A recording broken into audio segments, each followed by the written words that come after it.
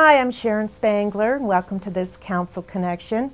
I'm here at Reno City Hall with Council Member Sharon Zadra, and welcome to our program. Thank you, Sharon. And we're going to talk about something that's really exciting for your ward of the city, a new soccer field at Echo Loder Elementary School. And the soccer field is part of a much bigger plan that is winding down over there, and we're going to talk about that a little later in the program. But first off, let's talk about that soccer field. What are some of the amenities? Well, we had to put in a whole new irrigation system, which is a major undertaking. The whole playground area there was just way overused and maybe even abused. It was in real desperate need of some attention. So we put in a new irrigation system, and it is commanded by our central system, and it's powered solar. Wow. Which is, that's certainly right in line with, of course, one of the city's priorities. And we certainly have the opportunity in our community to do that, so that's exciting. Probably saves money, too, for the school. Very much, yeah. And so in addition to the irrigation system, we were able to put in a sheltered area with some tables, and that not only functions during the recreational side, but also for outdoor learning opportunities. Year-round schools, as we know, are in session when it's very warm outside, and even sometimes in the spring, late spring, there are just beautiful days when you have the opportunity to be able to go outside. So we provided that. There's a jogging trail around it, a new fence which provides a lot more security. It was kind of hit and miss before. Some new crosswalks and ramping, so that it's more easily accessible. Gosh, there are several other things that we did. So it sounds like the city, and I know that the Parks Department, Jeff Mann was involved in that, as was Incredible. Public Works. Yeah. And so they really tried to look at big picture stuff, not just a quick fix with a soccer field. Right, exactly. That was really part of the entire mission, and I know that we'll get to kind of the where we've been, but it really was part of a larger plan addressing needs in that neighborhood, and we had the assistance of the neighbors themselves in helping us identify what was necessary, and of course the schools. Echo Loder is one of those older schools that really has seen time pass it by, and it needed some assistance, and we were able to step in. So we also had the assistance of some of our CDBG community development block grants, and so yet other staff members. We have some incredible people here at the City of Reno, particularly the ones that administer.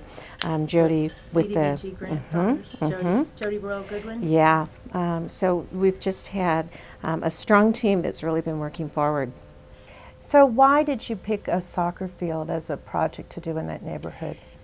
This neighborhood is, Echo Loder is just right off of the corner of the intersection of Kitsky and Plum Lane. And when you go south of there, you get into one of our more challenged neighborhoods. And many of the people, most of the housing, almost all of the housing in that area is multifamily apartment complexes, and families that don't have a car, and they may work multiple jobs. The adults, the family needs to support a large family, and they're working many jobs, and so there isn't a lot of opportunity for them to recreate together. Right, and probably if they're living in an apartment, they don't really have much of an area to recreate outdoors. Exactly. And so there was a time period a couple of years ago where the Neighborhood Advisory Board in that area recognized month after month that we look at the police reports, the crime reports that come in on a monthly basis, and Ward 2 continued to have the highest number of calls for service from the police department. And so we started diving into it. The Neighborhood Advisory Board and me and staff started diving into that. What is it and what do we need? So we held a barbecue a couple of summers back. Right in the heat of the summer. It was close to 4th of July. You were there. You were tremendous support. And we asked the people, we were giving them hot dogs and burgers and ice cream, as I recall. And the trade-off was, you need to tell us what's important, what's working right in your neighborhood, and what isn't working. And consistently, They hit on the target points that we as staff and I had already identified, but you can't be too sure that you know. Right. You really should go to the people who live there, the residents. And the neighborhood told us that they were really concerned about the crime and the graffiti and gang activity that was becoming a serious issue in the area, and that one of the things that they needed was to be able to feel safer and have a place that was inviting and safe to be able to do things with the youth so that we could give them healthy, safe alternatives rather than becoming distracted and maybe influenced by the negative opportunities out there. Oh, good point. And I would imagine that soccer field is getting a lot of use. A lot of use, yeah. There's rarely a time that it isn't in use. And of course, there are the soccer leagues that have been waiting ever so desperately for this one to be refurbished and opened because we have limited access in our community. Unfortunately, we have a larger population than we do resources and play fields. And so you're really filling a void for the whole community by adding you rehabilitated the soccer field and probably made it a much more inviting place for people who live outside of that immediate area to come there with their families and Right. play soccer and watch the games and stuff. Yep. It really is a family activity. They spend a good deal of their time, and if they're not the ones playing soccer, the family comes out to enjoy it. And so by having put bleachers, that's one of the things that we also added. I know I mentioned the covered area, but we also put bleachers there. So they can actually have a family activity around, maybe one of the competition or just neighborhood soccer games. Isn't that neat? Yeah, it's a real good feeling. You started to talk about the Linden Grove revitalization process, that you started out with a picnic and you asked people, what are the problems here and what do we need to do to fix it? And one of the first things that you did was put lighting in Yori Park. Exactly. It's been there like 2 years now, or 2.5 years? Yes, yeah. And it was really exciting. We were able to put some state-of-the-art lighting in there that's motion censored and pretty much non-destructible because, vandals were known and did take their axe out in the park. That particular park, that was one of the first things that they told us when I made reference to that they wanted a safe place and to address that drug activity that was happening in gang activity. That particular park was their hangout. And close to dark and certainly after dark, it was their park. It was their turf, which certainly was not good for any of the apartments or trailer home parks that are around that area. It just was very scary for some of the people. In fact, I had a call when we were having the neighborhood meetings to learn what needed to happen. There was a woman who lived in the mobile home park right alongside the south side of Yori Park, who said that she had just retired from her position. I think she was a dealer, poker dealer, at the Pepper Mill, and had been on the night shift. And now she was at home in her motorhome or mobile home, and had no idea that kind of activity was happening in her neighborhood. Wow. And was very concerned about where she lived and didn't know that she had a reason to be prior to that.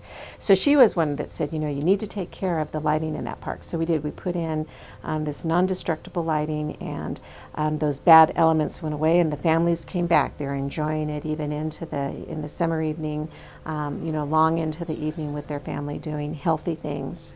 That's great. And another thing that you did, you put some other street lighting in the area.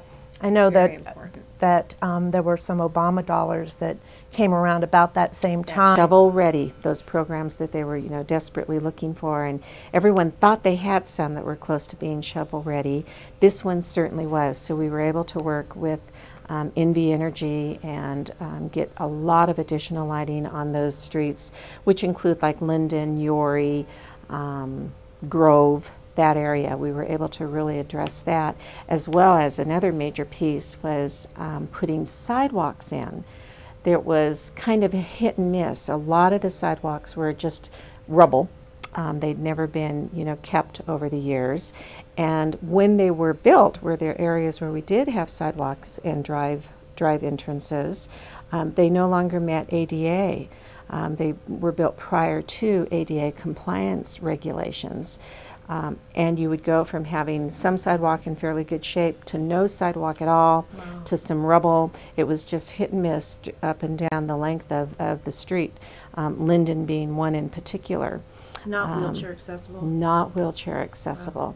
And as I mentioned before, many of the people, probably the majority of the people who live in this area, don't have access either to an automobile at all, or maybe only have one, but they have 3 or 4 adults in the family. And so people walk to the bus or walk to school or even their place of work. And in many cases where there was no sidewalk, they were walking out in the street. And those are fairly heavily accessed streets. There's quite a bit of traffic on them, and that's a very nervous condition to have people in the street. So that's a safety issue and an accessibility issue, and just really made it a lot easier for kids and adults to get around. Exactly. Yeah. Yeah. So it's been very exciting to see this come together. The plan is complete. And how are you feeling about that? Oh, it feels really good. I mean, one of the council priorities, and certainly, you know, one of my basic foundations is, you know, involving the residents in helping us resolve issues. You know, they certainly can bring us concerns, but they should also be involved in helping us resolve them. So it was just very rewarding to, we held, as I mentioned, a couple of different meetings, and then it culminated with the big picnic. And we learned something at that picnic too. I mean, that's one of the benefits of reaching out, is you learn something else. That particular summer, it was very hot, as you remember, and the kids were running through the water play area, and we learned that that was really their only access for cooling. Most of the apartments, or many of them, don't have air conditioning, and, or pools in particular. And so the kids would come and run through this play area.